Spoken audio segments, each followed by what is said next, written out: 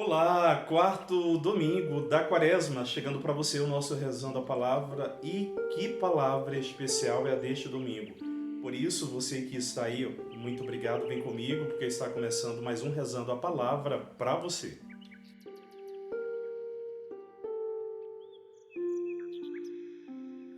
Meu querido irmão, minha amada irmã, muito obrigado por você estar aqui. Olha que coisa carinhosa e bonita as mensagens dessa semana lá nos nossos comentários, né?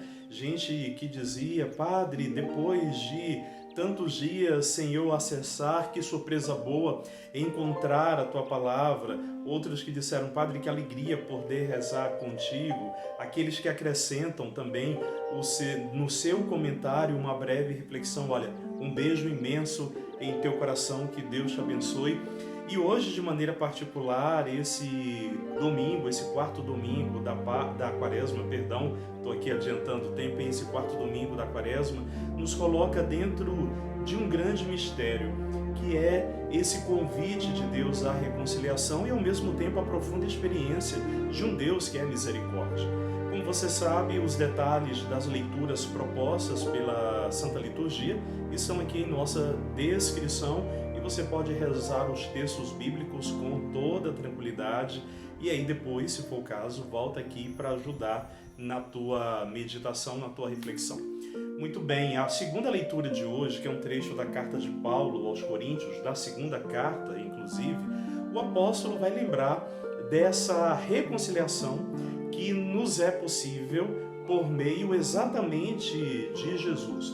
O apóstolo Paulo vai dizer, né, aquele que não era nenhum tipo de pecador se fez pecado para que nos salvasse. Paulo quer aqui garantir que por meio de Jesus nós somos reconciliados com Deus, porque aquele que não tem nenhum pecado carrega em si todos os pecados, conforme depois os outros textos bíblicos irão acrescentar.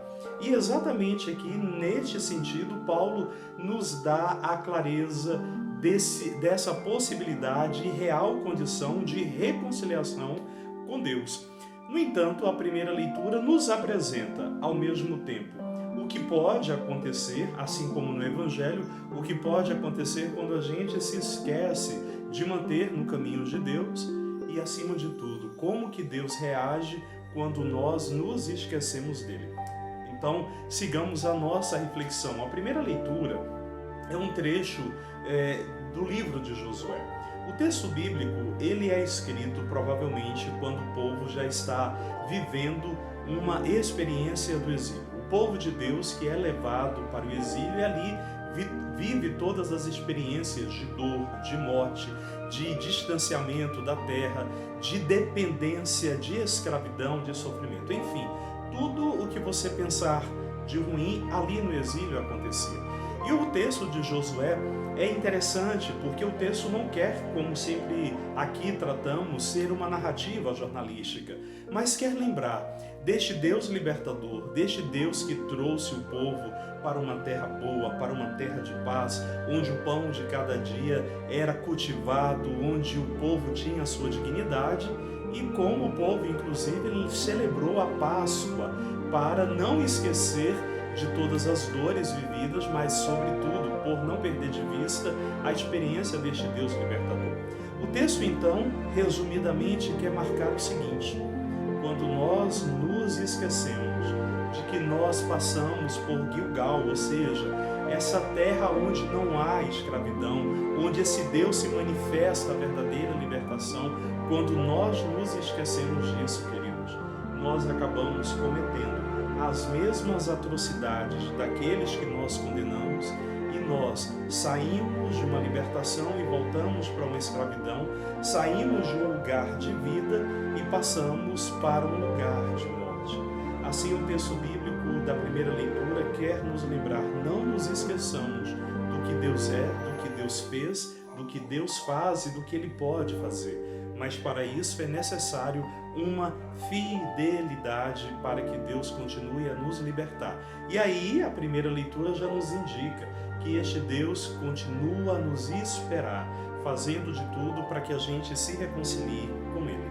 E aí nós chegamos no Evangelho, estamos no capítulo 15 de Lucas. Como dizem, e como nós sabemos, o capítulo 15 de Lucas podemos dizer que é o coração do Evangelho lucano. São as parábolas de misericórdia. E dentre elas é a que este domingo nós proclamamos, aquela que na tradição popular nós chamamos do filho pródigo, mas que na verdade fiquemos com a expressão que melhor representa, que é a passagem, a parábola do Pai misericordioso. O texto apresenta um pai e dois filhos, um que pede a herança, sendo ele o mais novo, e vai embora. É sempre bom lembrar que a herança ela é dada quando o pai falece, né? Naquela cultura havia até inclusive a possibilidade do pai se ausentando, do pai falecendo, o mais velho ficava responsável pela administração dos bens.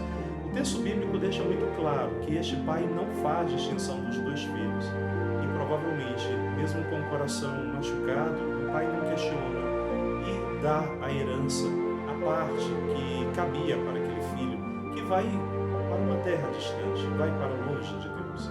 Depois de viver experiências terríveis, de profunda tristeza, quando ele perde por completo a dignidade, ele pensa três coisas. Primeiro, ao voltar, para que esse voltar, ele não será chamado mais de filho, ele pedirá perdão e ainda quer ser tratado como servo, ou seja, perdeu a dignidade de filho, perdeu a dignidade da liberdade e ainda precisa ser perdoado. E fala que este filho mais novo então volta. O mais velho até então não aparece em cena. E quando esse filho mais novo volta, o texto bíblico, na sutileza de Lucas, é de uma beleza indescritível. Fala que o pai ali estava. O que nós ficamos a imaginar, que aquele pai, ele sempre de fato esperou. E fala que ainda longe, quando vê o seu filho, ele corre e vai ao encontro e o recebe num abraço. O filho, por sua vez, diz: pai, eu não mereço ser chamado teu filho, me trate como um dos teus escravos, me perdoa porque eu pequei contra Deus e contra ti. O bonito também é perceber, e aqui a gente vai encontrando os detalhes deste texto bíblico, é que o pai não responde ao filho. A resposta dele é em forma de ato, que não é para fazer discurso moral com o filho. O que ele diz? Nada. Ele manda preparar uma festa. E ali, naquela festa, ele oferece o anel, que podemos aqui ter várias interpretações, o sinal da aliança, mas ao mesmo tempo significa a dignidade da família, que ele pertence àquela família. Coloca a veste nova para dizer: olha, um tempo novo começou, aqui você está com as vestes novas e sandália nos pés, para dizer: você não é escravo, você é meu filho. Assim a festa acontece.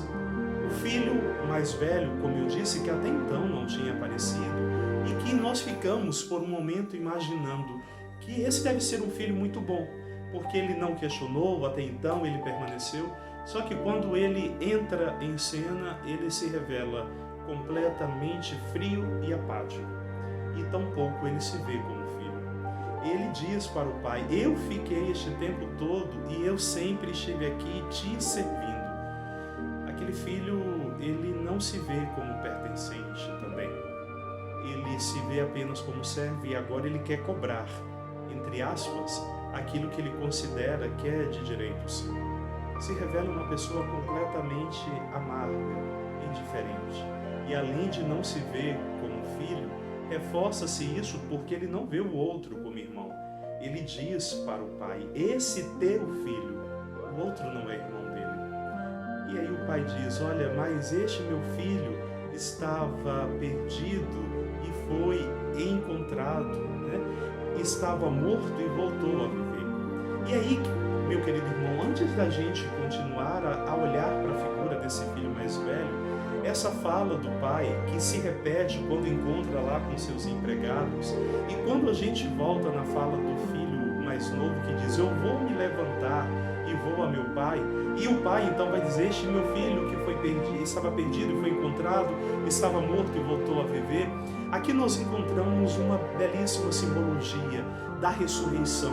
De fato, é uma experiência de morte que este filho passou e que agora volta a viver. Por isso, uma veste nova. Por isso, o pai diz, olha, ele estava morto e volta a viver. É uma experiência de ressurreição.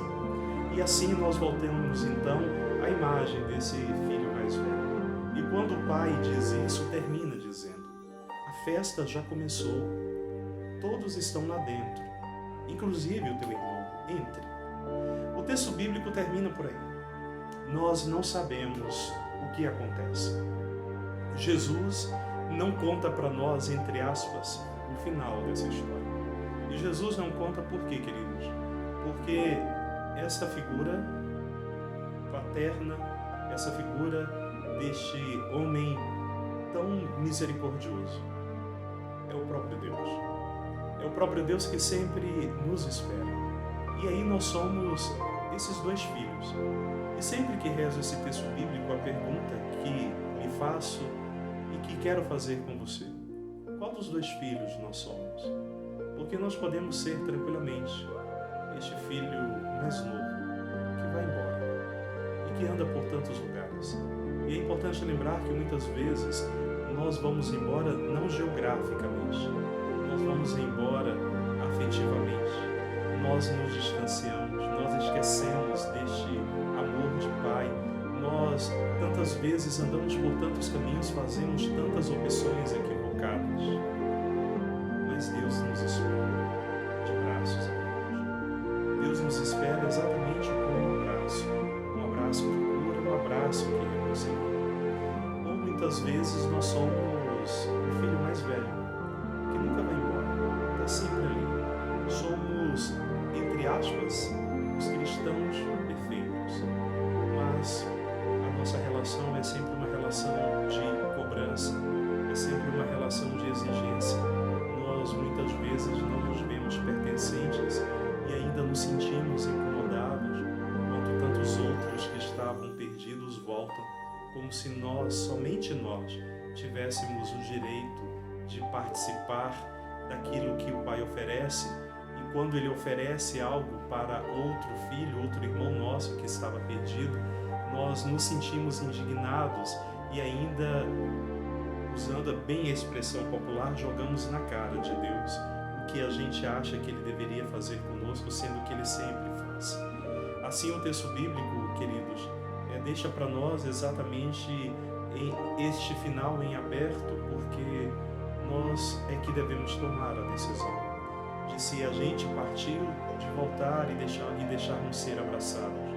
Se a gente talvez nunca foi, mas que a gente verdadeiramente entre na festa.